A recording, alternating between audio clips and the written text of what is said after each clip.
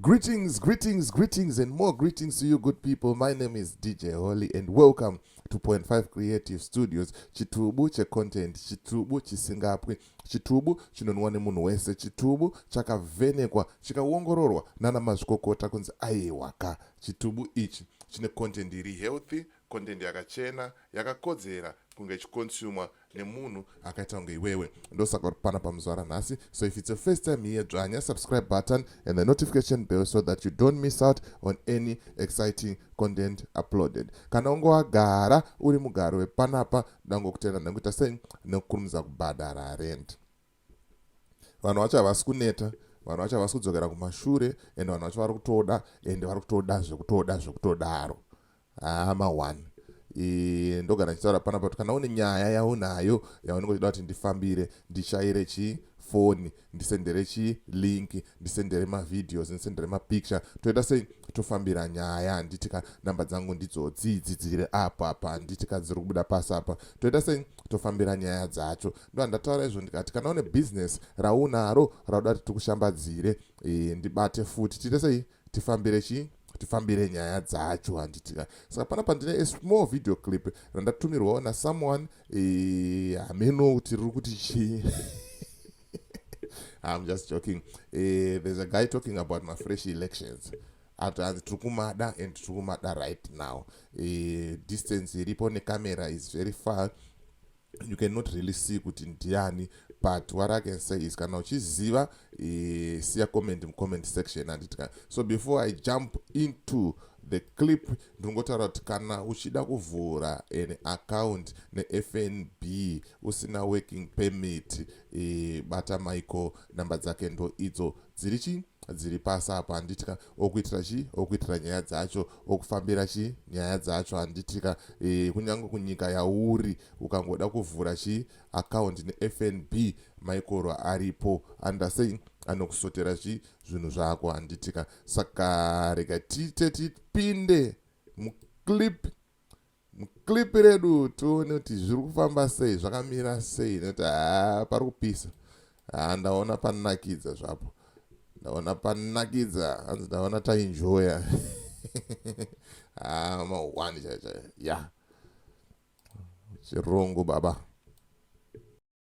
We cannot fix the economy if we cannot fix our politics.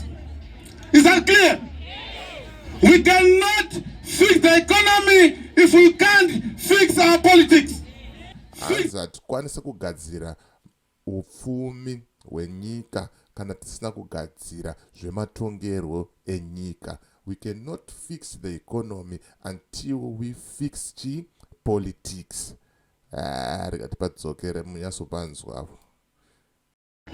We cannot fix the economy if we cannot fix our politics. Is that clear? We cannot fix the economy if we can't fix our politics. We must end the cycle of disputed elections. Chamisa,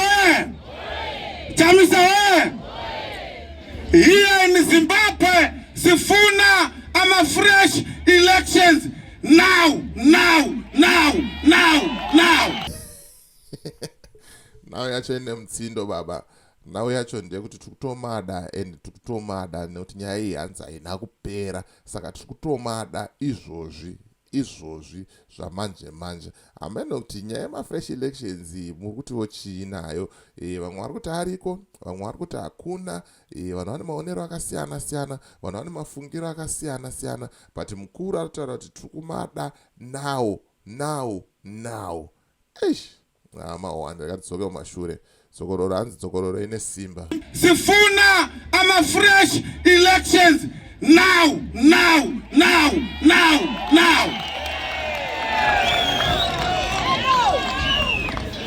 Chamisa, kumbe Mnangagwa uzani ngafuna kumbe efuni uchamisa uzangena kupela. Kumbe Mnangagwa afuni uzapuma kupela Mnangagwa.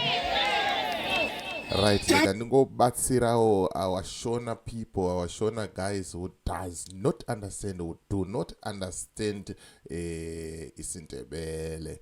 Hanzi Vamnangagwa Vachida kana Vasingade Vachabuda. Vamnangagwa Vachida chero Vasingade Vachabuda nditika. Hanzi Vachida kana Vasingade Chamisa Achapinda. Ndo pari kutaurwa nechindebele apa. Hanzi uzongena kupela. Vachida Vasingade uzongena kupela. Handizozivo zvangu, I am not that good when it comes to isindebele, but ndizvozvo zviri kutaurwa apo kunzi Vachida Vasingade uzongena pakati insider nditika. Reka tipfuurire mberi tinzoti aufa.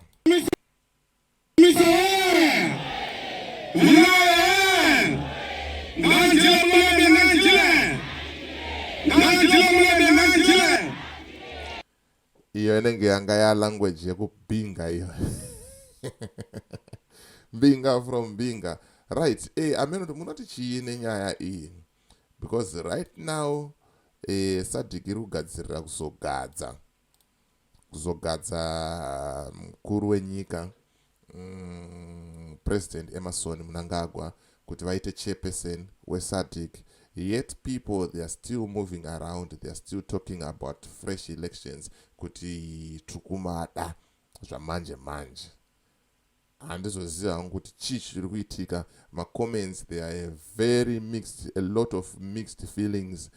Some they are saying they are there, some they are saying they are not there, some they are saying I'm creating content, some they are saying they are creating content, but we are still waiting for an official statement to find out kuti zviriko here kana kuti hapana.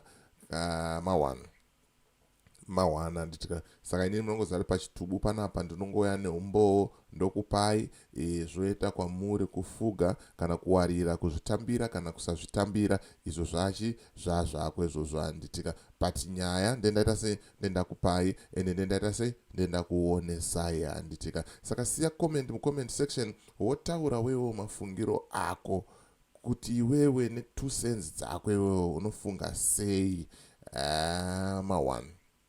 Mawana nditika. The platform is open for anyone. Kana une business raunaro rauda kushambadzirwa, ndibate, namba dzangu ndo dziri pasi idzo. Kana une nyaya yaunayo yauda kuti ndifambire, ndibate futi pasame number idzodzo handitika. Toita sei tofambira nyaya dzacho handitika. Saka ndo nyaya yanga ndingori nayo zvomanje manje. As for me, DJ Holly and the rest of the crew behind the scenes, tokuti it's bye for now. Asi ngatisanganei muvideo rinotevera. Thank you for watching.